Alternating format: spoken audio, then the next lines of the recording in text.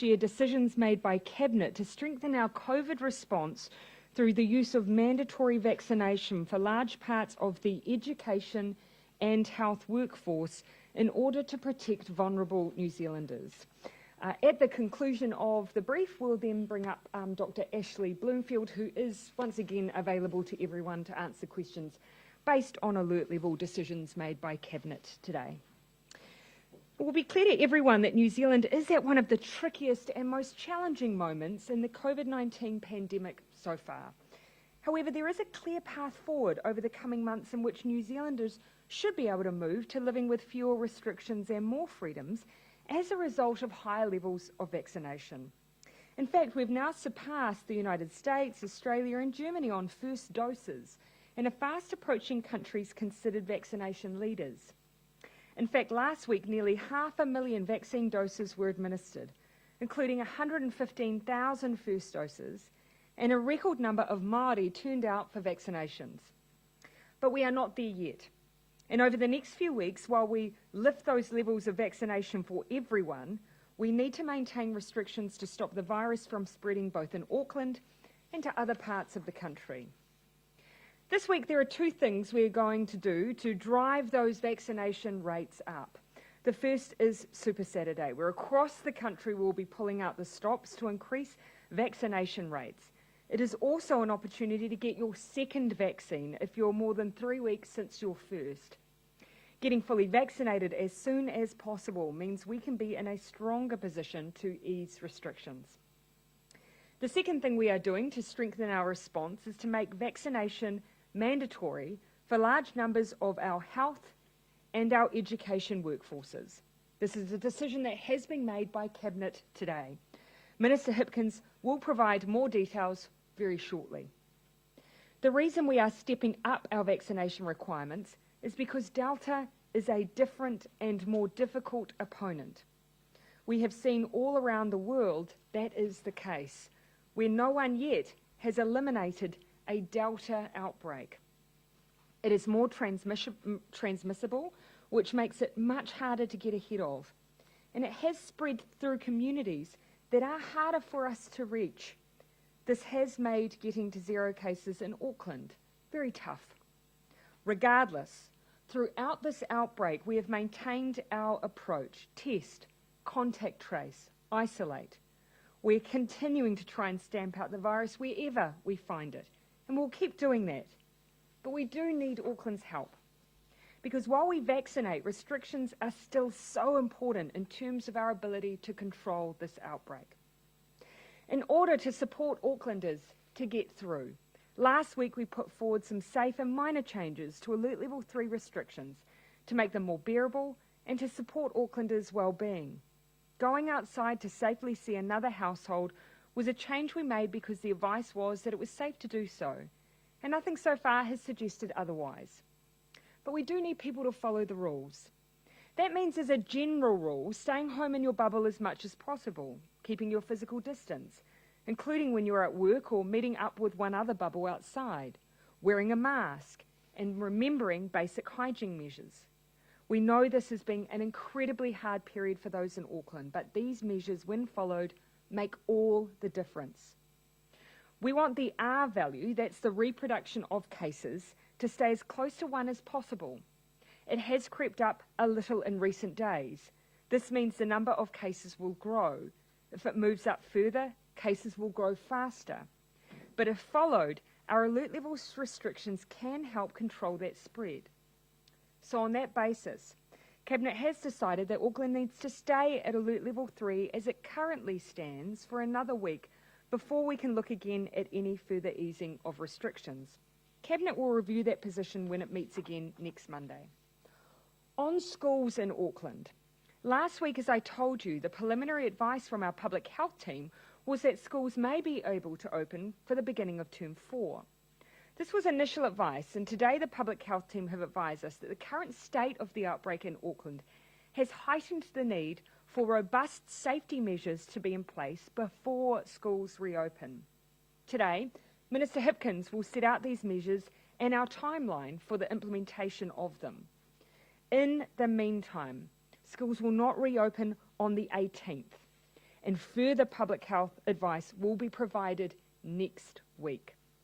Distance learning will instead recommence at the beginning of Term 4.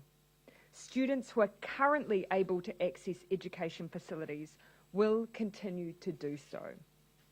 In the meantime, can I ask students and their parents and caregivers of those aged 12 or over to please use this week to be vaccinated?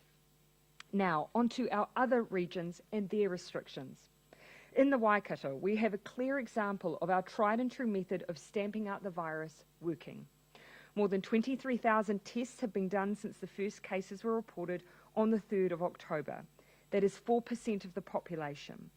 This helps to give us a level of confidence that there isn't any undetected community transmission. However, our public health team on the ground have asked for more time to reassure themselves that we do not have cases that are more widespread. As a result, the advice we have received and agreed with is that the Waikato should remain in Alert Level 3 till 11:59 p.m. on Thursday, the 14th of October.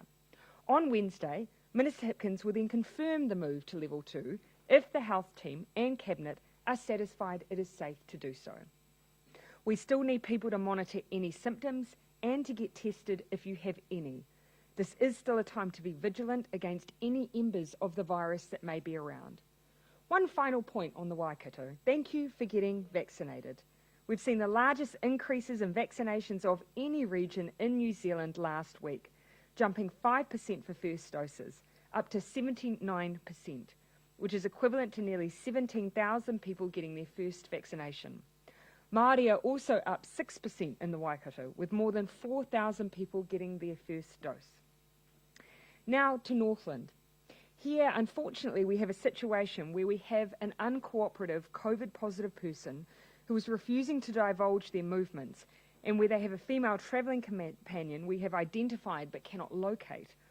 We've pieced together what we can from CCTV footage and other means of police investigation, but we know this is not necessarily telling us the whole story. While we haven't had any new cases from the 2,179 tests taken since the case emerged on Friday, without clear information of exact places and locations the person travelled to, we are relying on high rates of testing across the entire region to give us the confidence we need that there isn't any undetected community transmission. As you can imagine, this is an incredibly frustrating situation, the likes of which we've seen very rarely in our COVID response before. And given how extraordinary it is, I have asked Health to consider all of the options available to them as they and the police work with the individuals involved. In the meantime, decisions need to be taken. So far, only 1.1% of the region have had a test over the last 48 hours. Thank you to everyone who's come forward, but this needs to be much higher to make sure we have the certainty that there aren't undetected cases. This is especially important given in Northland we do currently have lower vaccination rates. So on that basis, Northland will also stay at Alert Level 3 for a further 3 days until 11:59 p.m. this Thursday, the 14th of October, with Cabinet again reviewing those settings on Wednesday. Minister Hipkins will advise the public and everyone in Northland of those decisions at the same time as we advise the Waikato. The two most important things Northlanders can do in the meantime is please to get tested and also get vaccinated. We need the confidence provided by testing to reduce restrictions. Finally, as I said earlier, this is a tricky period in our COVID response. I understand why people will ask and want more certainty than we can provide right now, and that's because we are in new territory. But our goal remains the same, even if the approach to achieving it changes. We have a pathway forward, and we remain in a very strong position to make the transition from lockdown restrictions to the individual armour of vaccines while maintaining our world-leading position on case numbers, hospitalisations and deaths, as well as delivering a strong economy and low unemployment. In the coming weeks, I'll outline the framework for our next steps as vaccination rates lift. Our Reconnecting New Zealanders plan remains, and you'll see announcements at the end of this week on our self-isolation pilot, which takes place shortly. And for the next few weeks, we'll continue to be careful and methodical in our decisions while getting everyone we can vaccinated. and you'll see that in the decisions that we have taken today. I'll now hand over to Minister Hipkins to talk about next steps in increasing our vaccination rates.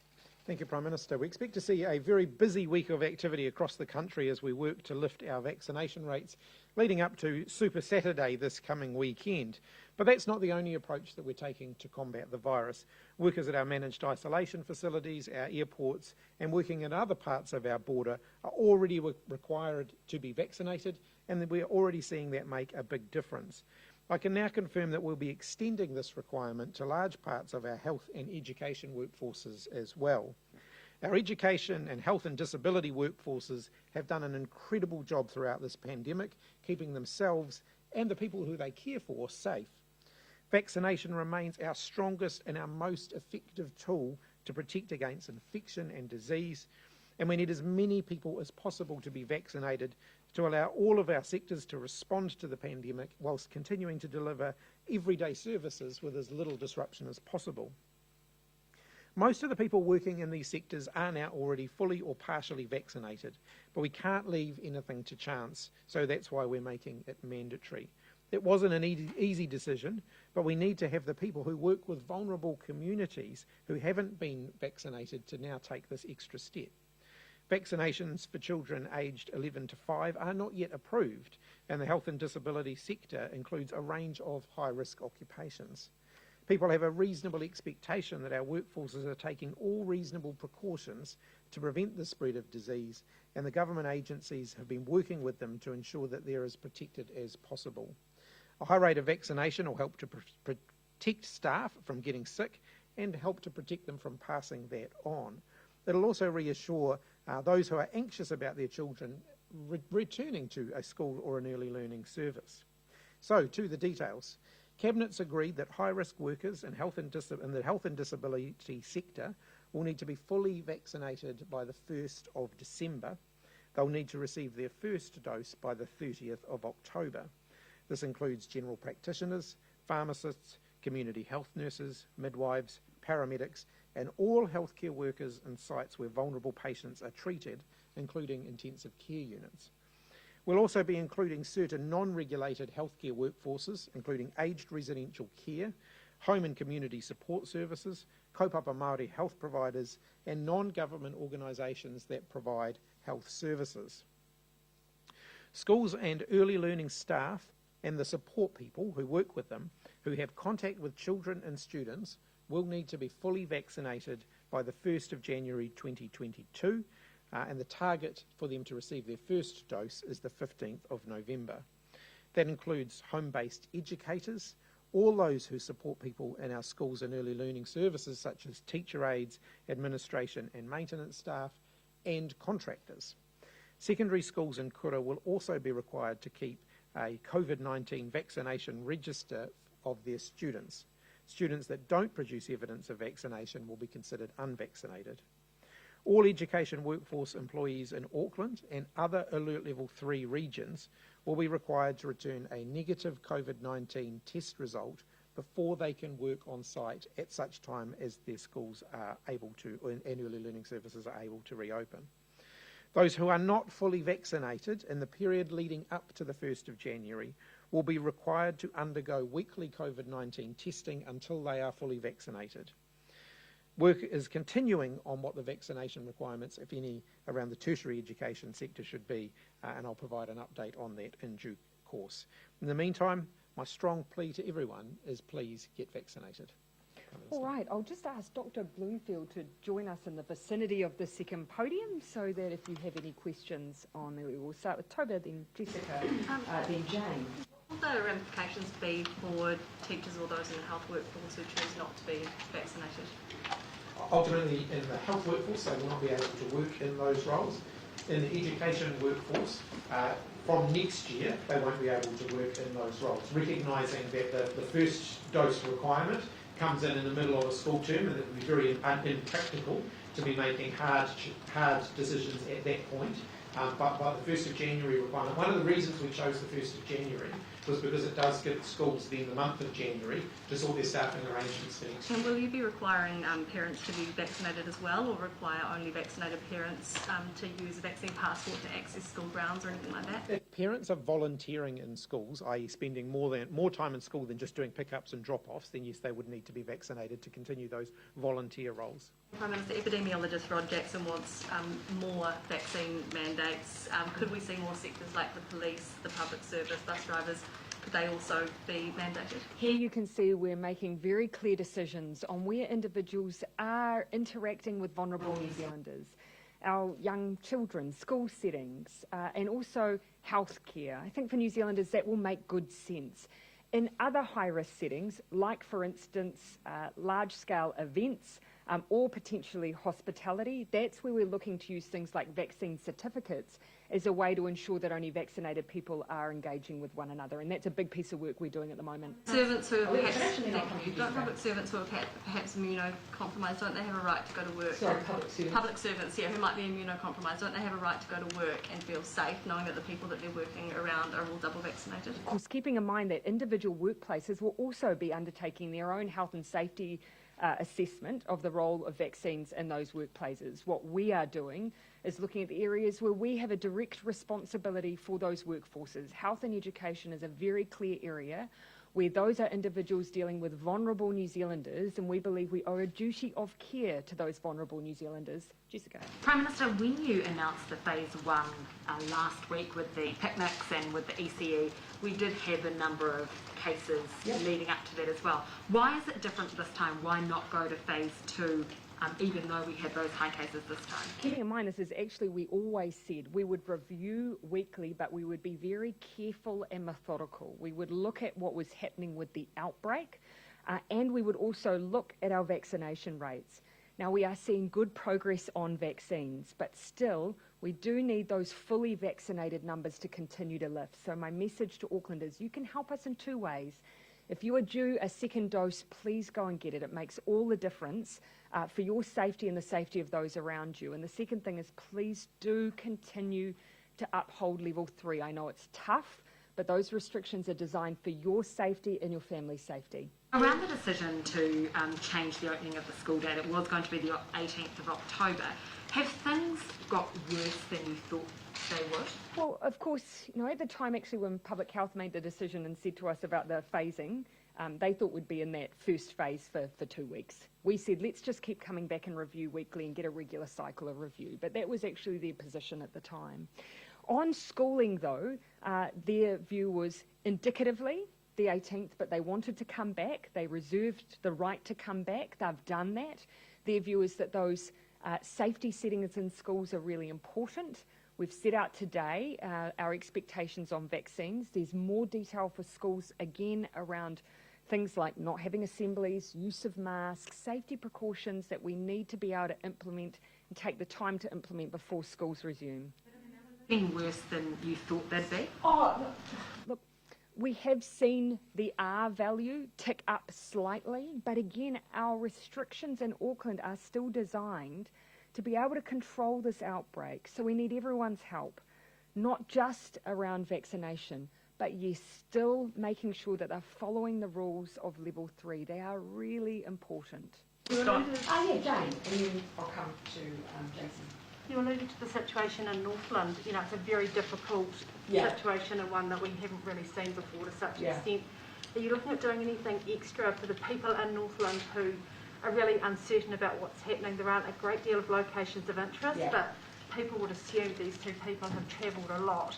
Is anything extra needed? Because I think, there's a lot of anger and upset up there about the situation. Yeah, so I might see whether or not Dr. Winfield or Minister may choose to speak to this as well. But what I would say is that Health are working very closely with the New Zealand Police. And of course, we do need to allow the New Zealand Police to undertake their own investigations, some of which you can imagine we wouldn't necessarily go into great detail around some of the tools that they're using. But we are engaging them because of the extraordinary nature of this situation. I think the other 2 things that are happening that are very important, of course, is making testing widely available right across Northland. And whilst we've seen an uptick in testing, we need more testing. And in particular, there will be people in Northland who know the people that travelled there, may have had some interaction with them. It's very important for you to get tested. And of course, the other thing is, and we've seen a great response to this, is making vaccination more widely available. And that's a thing that, regardless of where these people have travelled, it's very important that all Northlanders take up that opportunity. People to get tested who are symptomatic? Do you just want anyone to get tested because you said they were rates are very low? Symptomatic testing is what we're looking for. People who have been in those locations or areas of interest, whether they're symptomatic or not, and anyone who may have had interaction with these two people who have been up there, they will know who they are. Whether they are symptomatic or not, go and get a test. Okay, Jason, Derek. Sorry, just one more on that. You talked about all options available to health authorities. Can you explain what they are? You talking about health orders or stepping up in terms of going and finding people, or can you give details? Yeah, so essentially just considering, I mean, this is an extraordinary set of circumstances. We have an individual who we know who they are, we can't locate them. So really it is between health and the police to make decisions over what methods they'll use to then find that person. Sorry, is it taking too long though? You know, we've had several days and, you know, the risk must be getting greater the longer this person is out there and the longer those locations of interest too aren't being identified. Yeah, on the public health risk, it would really be for Dr. Bloomfield to comment on that. But really my question has been, look, I feel the exact same frustration that everyone else does. This is an extraordinary set of circumstances where we have someone who may or may not be COVID positive, who has travelled with an individual who we've identified but cannot locate, and they are refusing to cooperate. I mean, it is beyond irresponsible. It's dangerous. We're using every tool and means we can to try and locate the individual. And again, I've just encouraged all views and options to be on the table. Health and police, though, are really pulling out all the stops to try and get that certainty. Why not name her? The only thing I would say is that police have got a reasonable level of confidence the person is not travelling around in Northland at the moment. So that reduces any further public health risk. But obviously, the second one. But what we're very keen to do, of course, is have that person tested. Apologies I interrupted, but health options, are you looking at health orders stepping up authority that might be needed to coerce them? Of course, the health order right now would require the person to, if I'm Dr. Bloomfield, understand, that already exists, really. That's already in place, and it's really the police are looking at all the options available to them to actually do what they need to do to locate the person. Step-up options, I mean, are there options that have been on the table but haven't been used until now that could be triggered if a standoff is reached, for example, and, you know, if it gets to that point, or has everything been done? No, I think there are still other options available. You'll forgive me for not going into the tools available to the police, because that is for them and their investigation, because this obviously extends beyond just contact tracing now. Yeah, if it's on that. Just a quick follow-up. Has the woman broken the border rules on a previous occasion? I cannot answer that, unfortunately. No, I don't believe. Oh, Dr. No. Why not name her? Again, that's I see that as a matter for health and police, but it's one of the options I've asked them to consider as they work through this issue. Prime Minister, there's a good... I'm sorry, I just have said I'd go to Jason then Derek. There is a good chance that the other person that has not been located is potentially watching this press conference right now. What's your direct message to this person? The absolutely easiest option for you right now is to come forward, allow a test to be undertaken so that we can ensure we are protecting those who have been around you, and that may include your family and friends. That is by far the simplest path forward from here. You said that the R value had crept up a little bit. Are you able to tell us the exact nature or the exact number of the R value? It's tending between 1.2 and 1.3 currently. And finally, how do you know that this person's not travelling around when you... Again, we're not going to get necessarily into all of the police investigation at this point, but I think what Dr. Bloomfield shares is information that's relevant for those in Northland who may have that concern. No, I don't know that, but the police will have an understanding of that. But the information they've passed to us is they've got a reasonable level of confidence that she's no longer moving around in Northland. Keeping in mind that we do want to allow them the ability to undertake their investigation and to locate this individual. The more information we give away on how we're doing that may make that a little bit harder. Are those who moved Northland out of level 3, would it not until that person is located in question? No, not necessarily. I mean, look, we do not yet know as to whether or not that person is positive. What we do know is that the more testing we have, the more confidence that we can have. And of course, in the meantime, we're doing everything we can to locate the individual as well. Well, those two people who went to Northland interacted with communities who aren't really going to be tested like the same problem that has existed in South Auckland despite public health team's best efforts. And if that remains unknown, it will be quite hard to step down. One thing I would say is, please keep in mind, Health are working through a number of different community providers, community groups and community leaders. So it's not that they are just relying on finding these two individuals and using the police. They have extensive options available to them to continue to do their work and make sure that they're testing as we should. Can I also ask if there are any unlinked cases in the Waikato? No. No. All the cases for the last few days have been linked, and in fact, all the cases amongst the 31 that we're reporting in Waikato stem from the same original case, and they've been both epidemiologically and whole genome sequence linked. Those vaccination numbers have come up quite a lot in the last week. Does it then present a much lower public health risk than the unknowns in Northland, for example, and the potential for them to come out of level 3?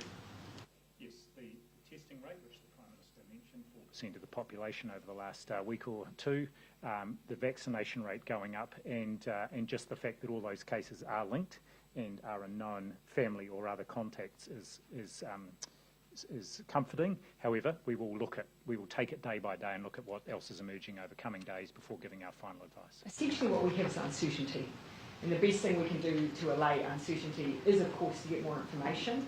Failing that, also testing, coupling that together with testing is what gives us greater certainty. Sorry, I'll go to Joe and then Henry, then Mark, then Luke. You made a comment earlier, Prime Minister, about masks in school assemblies. What is the nature of mask wearing for schools given the mandatory vaccination stuff? And what was the public health advice on that too, and how does it marry with the decisions that are being made? Ms Hipkins. There's quite a lot in there, Joe. Secondary schools, mask use is required in secondary schools when they are reopening, and that is in fact around the country, not just in those other areas. We haven't finalised decisions about any additional public health measures that might be put in place when schools reopen to larger numbers in alert level 3 areas, because at this point we've not made that decision, but we'll keep that under review. And obviously Health continue to provide us with guidance on that. Their view is everything that we can do to turn down the risk in those school environments we should be exploring, which is what we're doing. In that case, it does include at this stage their early advices that would include the avoidance of assemblies and anything else that might increase risk indoors. There's a couple of things that have been ruled out that you haven't necessarily decided. These are general guidance that's been used before. Okay. Schools. In terms of some small, regional, isolated schools where there's few teachers, there might be quite a large number of parents who come in to do voluntary teacher aid type work because of the isolated community that it is.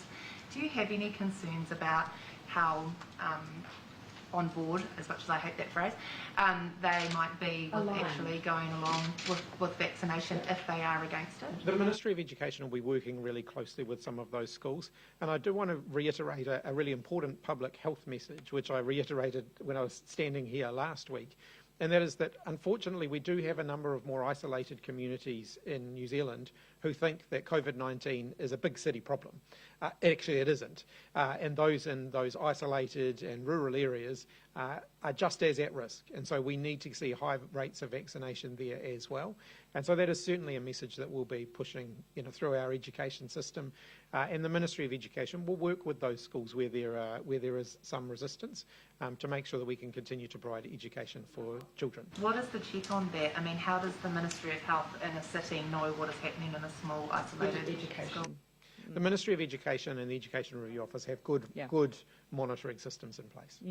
But also we need to ensure that parents have that level of confidence that whether it's a teacher aide or a teacher, that we're doing everything that we can, particularly for those children that cannot be vaccinated, to keep them safe and well.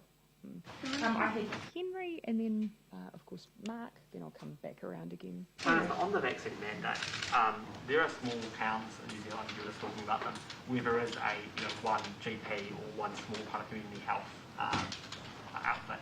If those people refuse to get vaccinated, does the Ministry of Health shut them down? Is there no GP in that town? Is that the trade-off? Or will there be some flexibility based on availability of services? I can speak to schooling, and then I might ask Dr Bloomfield to speak to the health system. In terms of schooling, we are used to, the Ministry of Education is used to supporting schools who have sudden short-term staffing needs for whatever reason, and they'll continue to be able to do that.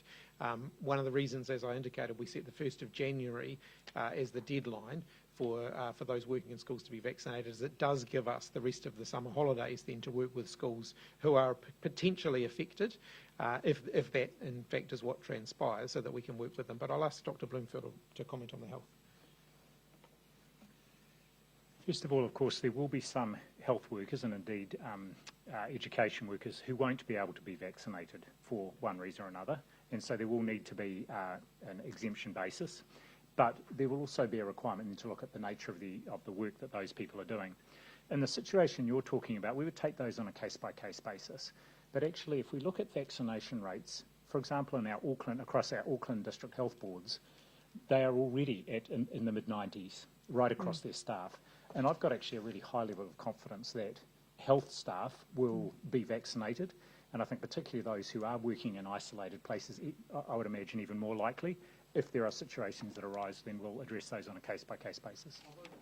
Will those be purely health-based, immunocompromised people, or will there be room for people who have exemptions for some other reason which is not based on their own health? We haven't thought about an exemption process for the latter at this point, and I would look at them on a case-by-case basis. Of course, there is an exemption for health reasons, but I would expect that number to be very small. On the other case, we're not anticipating putting in some sort of exemption process. Well, just on that, I'll stick with my order if I may. Have you finished your line of questioning there? Thanks, Henry. I'll come to Mark, and then I had Luke, and then I'll come to Mikey.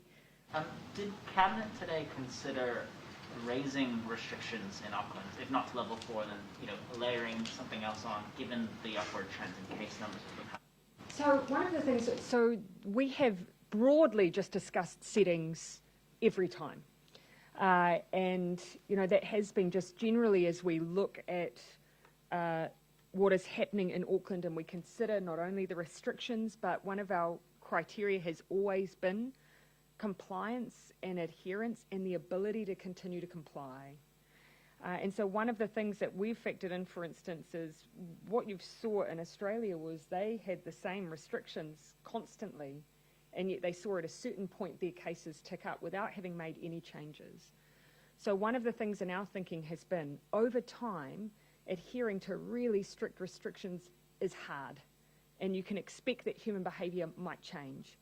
So last week what we sought to do was provide additional things people can do safely to try and prevent people perhaps doing things that might be unsafe. Meeting inside, if you want to do something that's not necessarily within the rules, you probably try and do it behind closed doors, and that might include meeting another family inside. That poses risk. So instead we provided an option that is safer, but we have to make sure people are aware that they're able to do it so that people don't ask questions when they see people outside in a park or having a picnic. So this is the kind of thinking we've been doing as we move. We have asked Auckland to stay in restrictions longer than we've ever asked them before. So we've tried to take into account their impact on their mental health and well-being and their ability to continue to comply. How do you balance that aspect of making sure people are still following the restrictions with making sure the restrictions are doing enough? Because on the current trend with the R numbers that you're giving out, There's nothing to suggest at the moment that what we're seeing in our cases is because, for instance, of people being able to meet another household outside. We have seen some transmission in workplaces. We discussed today some of the workplaces, or cases in workplaces might be a better way to express it. We've seen at the moment that we've seen a small pattern, but I'd call it small. I don't think it's a large number of cases, Dr. Bloomfield, in the area of construction, food delivery, and taxi services. Again, not a large scale, small pockets. And here, this is where we're going in and trying to undertake surveillance testing to see if that is a widespread issue. But in all of those areas, there are already guidance on how to prevent issues there. social distancing, so you're at work, it doesn't mean go and have drinks after work with your workmates. Still asking people to comply with all of the public safety measures in each workplace. One final thing I would say, if you're stepping into a taxi or any other vehicle with another person, masks are required, and evidence suggests that window at the front and at the back being down improves ventilation vastly and can prevent onward transmission. So I just want to impart that piece of advice too. Dr. Bloomfield, on the locations of interest page, or a large number of locations that are being added now, the instructions from people who have been there is no longer to stay home and get a test, but now just to monitor your symptoms, that you can go to work and that sort of thing, and then if you develop symptoms, you should get a test. Why that change? Actually, two things on locations of interest. First, the person who lived near Katikati, and we spoke about this, who has subsequently returned a negative test and now a second negative test, we have stopped considering that person a case and having been infectious.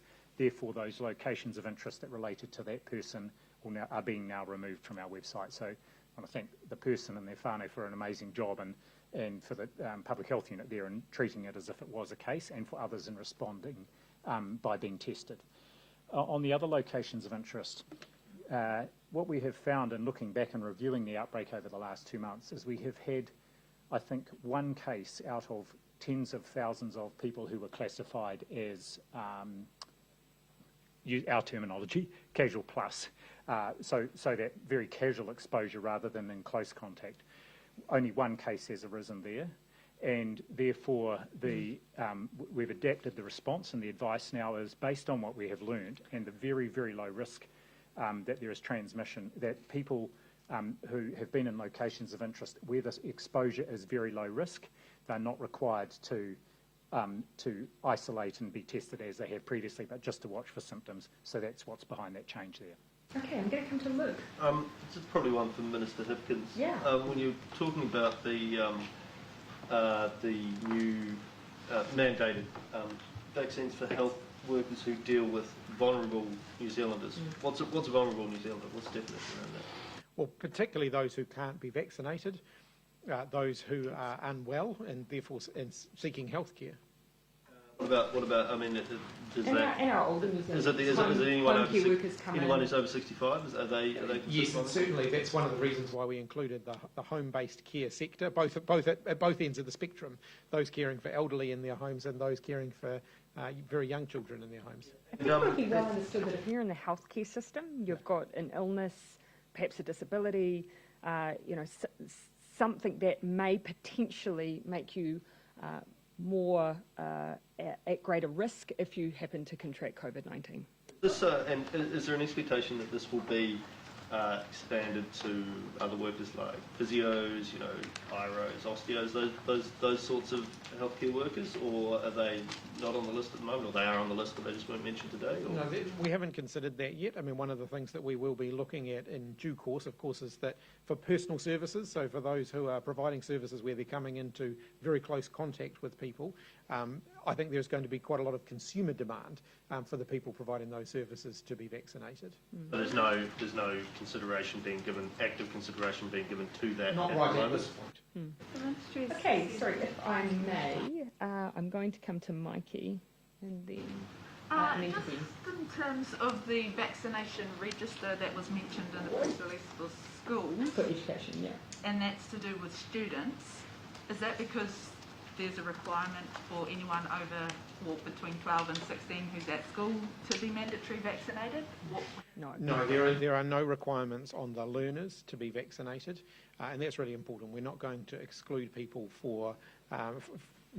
from being able to participate in education, either because they can't be vaccinated or because for whatever reason they've chosen or their parents have chosen not to vaccinate them. But bear in mind, one of the reasons that we're particularly conscious of education is that a very significant number of the children in schools can't be vaccinated at this point. How difficult was that balance, making that decision, given the high expectation around students, around staff, and volunteering parents? Was that a tough decision to make, and what do you say to parents who may want to see those students who are eligible to be vaccinated? I would certainly encourage all those young people who are eligible to come forward and be vaccinated. We are seeing a good uptick in the last couple of weeks of the number of young people coming forward to be vaccinated, particularly as we offer vaccination in more education settings. So many schools are working with their local health providers to get vaccination available in schools. I'd absolutely encourage them to take that up. But this government and previous governments for a long period of time have taken the view that people who haven't been vaccinated shouldn't be excluded from education. In fact, often those are the very people who need a good education. The risk of unvaccinated students. Depends on age. Yeah. Did Dr. Bloomfield want to get into that? But yeah, there is a differentiation in the research, isn't there, based on age? Yes, certainly schools haven't previously been a setting where you've seen a lot of transmission, although they have found in the UK with widespread transmission, which they still have there, despite high vaccination rates in their over 16s, that they are seeing quite high levels of infection in school-age children. I should point out that schools are already required to, I think, record the vaccination status of their students. Yeah. So this is just extending a requirement that's there, which will, of course, be extremely helpful if there is a case in a school to be able to identify which of the children who, or the students who might have been at high risk. On behalf of a colleague, in terms of health, why did you release this directive without providing more specific detail as to who this applies to, i.e. do hospital cleaners come under this? Ultimately, we're looking at those who interface regularly with patients. So that's broad terms of definition. But I'll let perhaps Dr. Bloomfield speak to that. Maintenance staff has been covered off under education, you know, and contractors. So how is that different in a hospital setting with cleaners? My understanding is it's the vast majority of staff working in healthcare facilities who may have interaction with either patients or residents of residential care facilities. But there will be a lot of there'll be a lot of specifics made available, so it'll be very clear who will and will not be required to be vaccinated. Yep. And this is something that we have been consulting on for a little while as well. I'm going to ask Gina and then come back down to Ben. The Ministry has said it's not unexpected there will be Auckland DHB staff members who acquire COVID within the community. Are you accepting then that there very well may be clusters around hospitals? No, the comment there is that, and we've seen this right from the start of this outbreak and in previous outbreaks, because actually our DHBs in Auckland are probably the three of the largest employers, these people are being infected in their lives outside of work. And being identified, when they're identified, of course, then there is follow-up to ensure there is no further spread within their workplaces, given the fact that they are healthcare settings. I think actually in healthcare settings, the transmission within healthcare settings has been very well controlled and managed. The only ones we've had in this entire outbreak are the ones in the last day or two that are around the dialysis unit at North Shore, but otherwise there has been no onward transmission within healthcare settings to either patients or staff. Yep. Could be mandatory surveillance testing of all hospital staff and for all corrections staff? I can't speak to the latter, but what I can say is in the Auckland region, hospital staff have been amongst the most regularly tested and have got some of the highest testing rates. There's been very widespread ongoing surveillance testing of our healthcare staff. And on corrections, keep in mind, corrections actually are maintaining a COVID-free environment for existing inmates. Those who are coming into custody are being tested in order to determine whether they are potentially a risk to that COVID-free environment. And staff do have high rates of vaccination, and corrections are working to continue to ensure that's the case. Those who have in the past been in contact with positive cases have been vaccinated, staff wearing full PPE.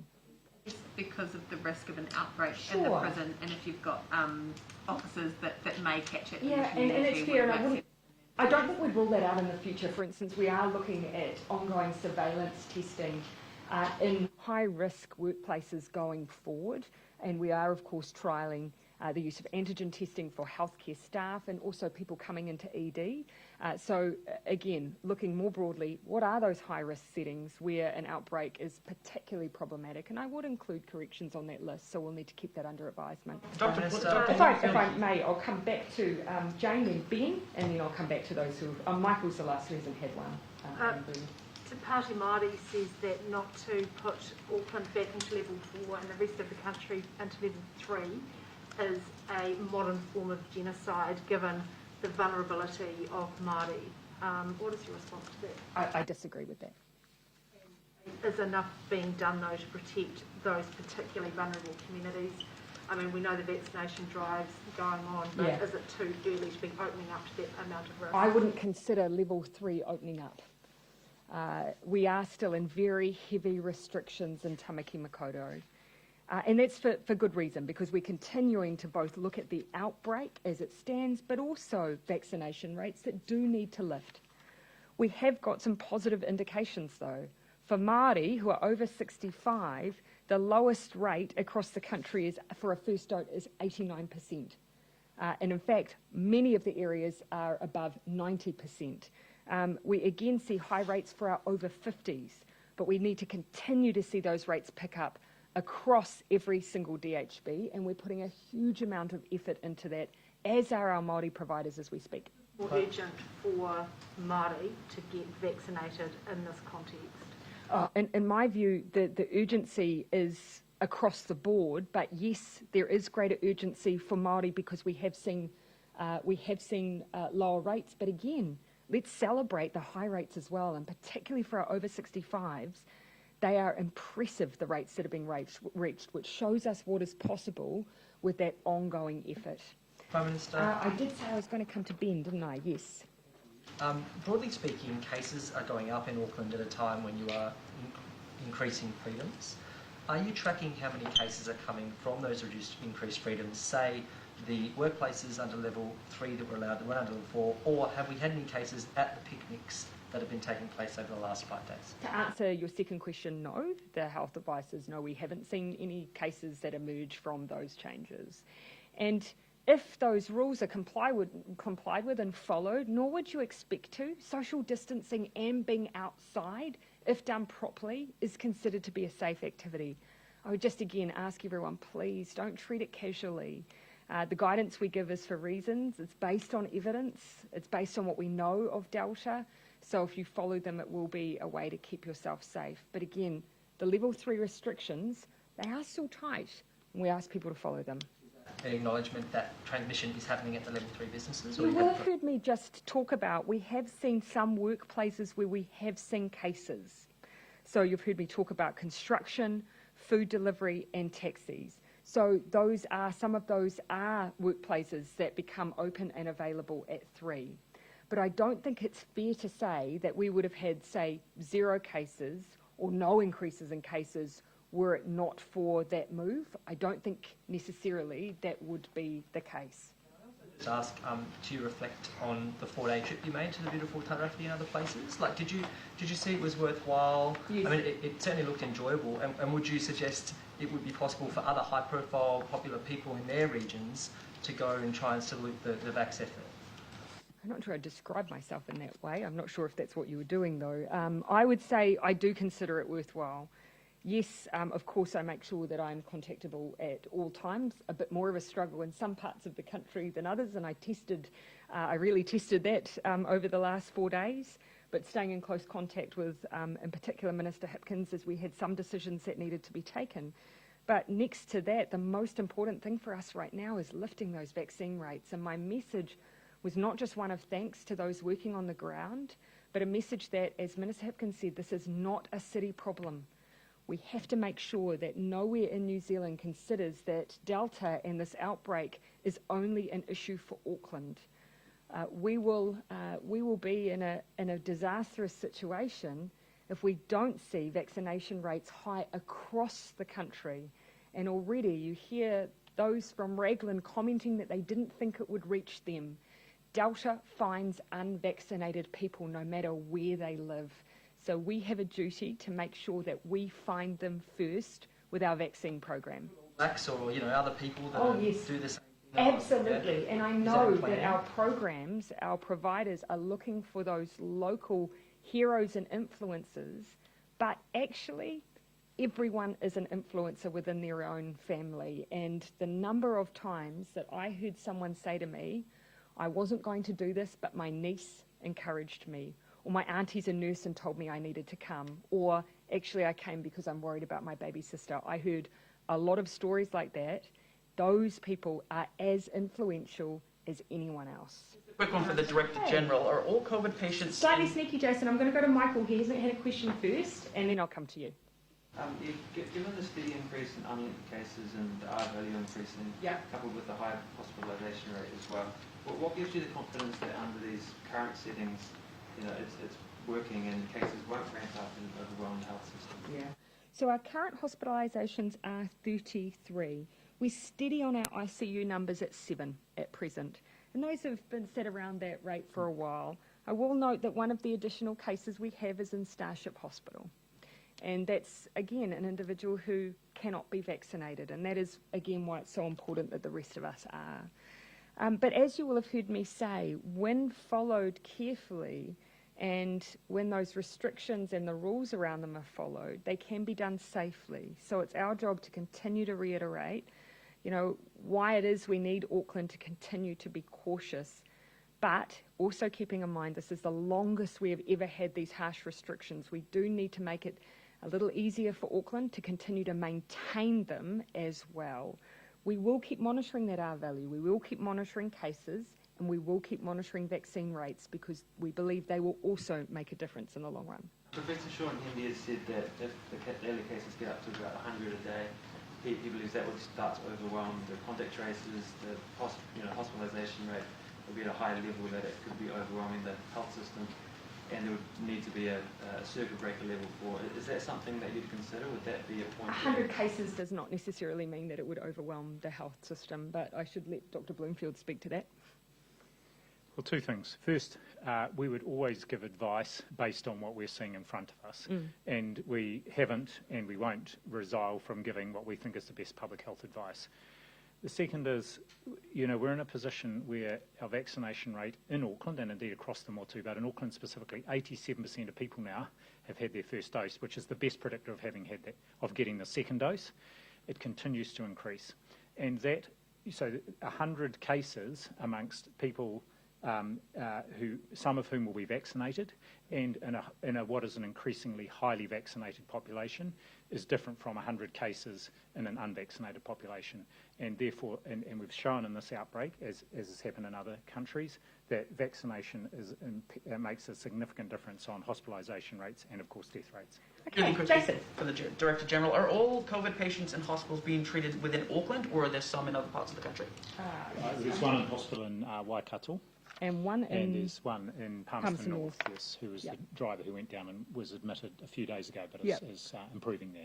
No new admissions to either of those hospitals. Sorry, I'll come to Derek. And then Bernard. Sorry, Bernard. I just wanted to ask if you know how many contacts there are in the Waikato and Northland.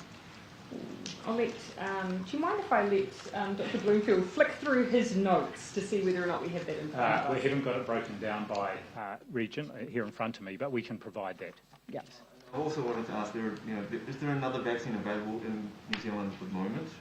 We have agreements with other suppliers. There might be teachers and healthcare workers who have medical reasons not to take Pfizer, and they think it's a bit unfair to have a mandatory. We've been thinking about that for our other mandated workforces. So there's not one at the moment. Of course, we have got both Janssen and AstraZeneca approved, and now we're just working with both of those suppliers to ensure we can get supply of one or t'other, to ensure there is a backup option for people who cannot be vaccinated with the Pfizer vaccine.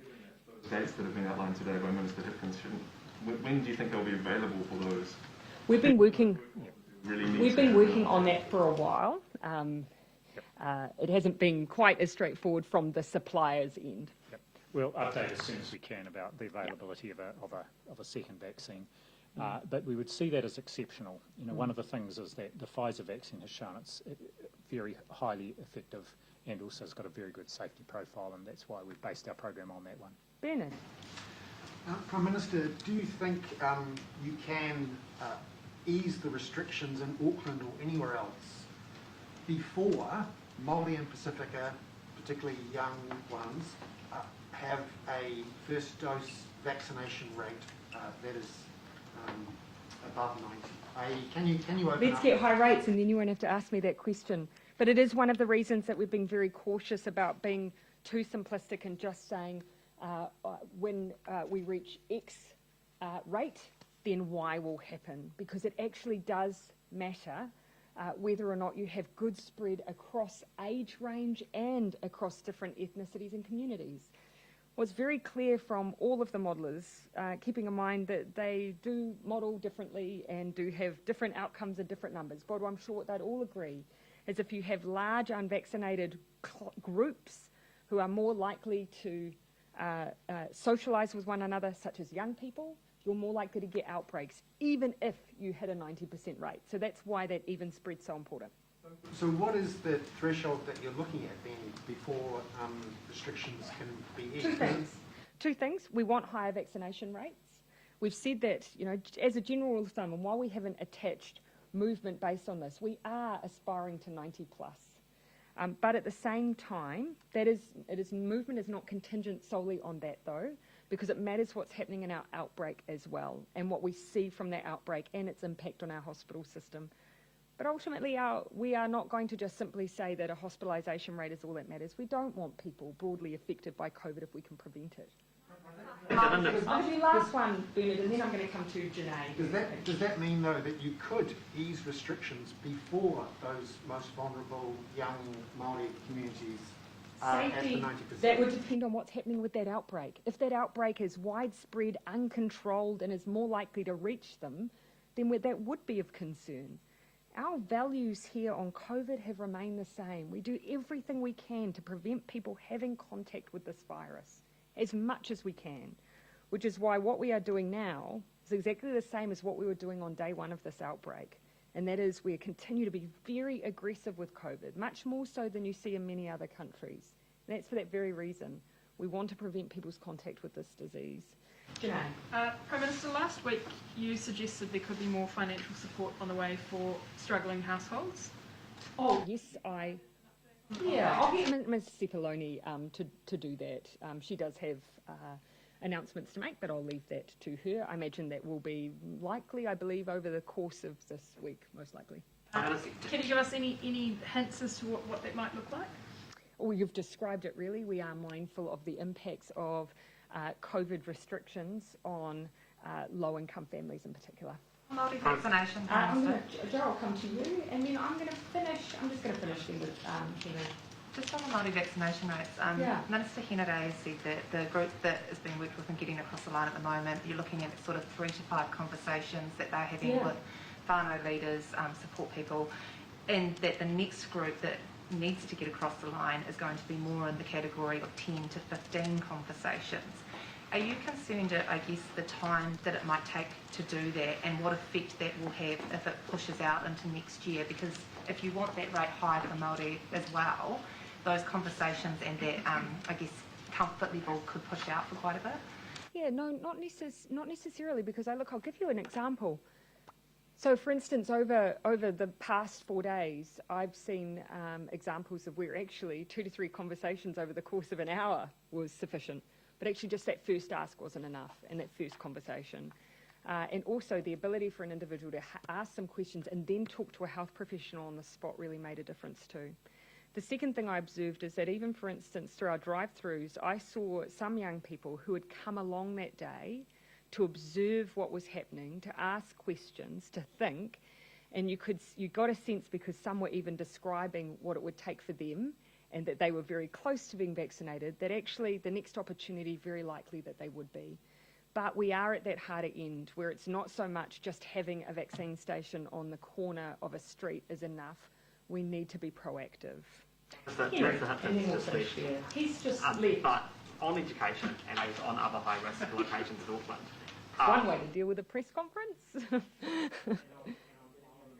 Have you used this time at all to install ventilation systems in any schools or other high-risk locations, or give money to board of trustees to be able to do that? Yeah. Given the science has moved so much on ventilation and how key it is. Yeah. Actually, I have had conversations with Minister Hipkins about this, but I would rather he speak to it than me try and summarise some of those conversations, because some thought has been given to those issues and what the science tells us, but also what's going to be possible in some of those schooling environments. So I'll let him speak to that if I may. Okay, thank you very much, everyone. See you tomorrow.